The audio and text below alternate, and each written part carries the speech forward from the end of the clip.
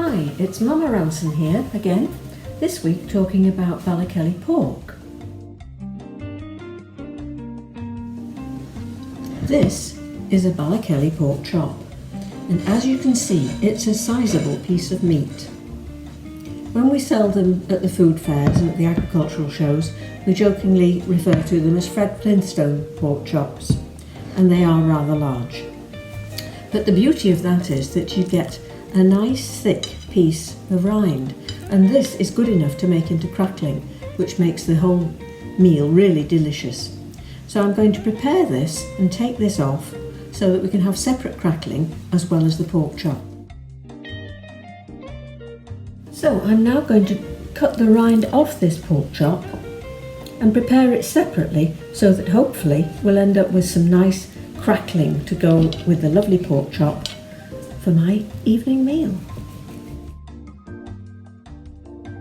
I've scored the rind and I've just put a little drizzle of olive oil over it and sprinkled it with some sea salt.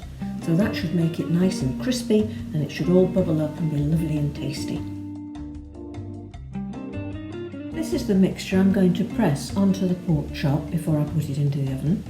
And it's just a few brown breadcrumbs, a clove of garlic and a spoonful of mustard. So I'm just going to whisk that together and then I'll press that on the pork chop. That's the mixture I'm going to use. It smells really nice with the mixture of the mustard and the garlic coming through. That should enhance the flavour and make a nice crusty top to the pork chop.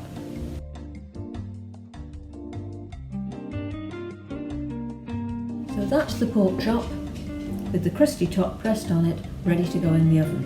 And the crackling alongside, which will cook alongside the pork chop, and if it needs crisping up at the end I'll remove that and put it to the top of the oven to make sure it really bubbles and goes crispy. To go with the pork chop, I've just cut up a red onion and I've sprinkled that with rosemary and a little drizzle of olive oil.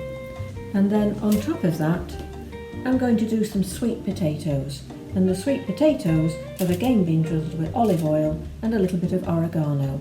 So I'm just going to pop the crackling back again in the oven for another couple of minutes to really perfect it, make it all lovely and crispy. I've done a few peas for a bit of colour and the vegetables are there. So I can rest the pork chop whilst I just plate up all the other bits and pieces. Ooh, yes. Lovely. George has come to see what's going on, haven't you? Does it smell good, George? George, would you like some crackling? Oh, good boy. Cheers, Richard.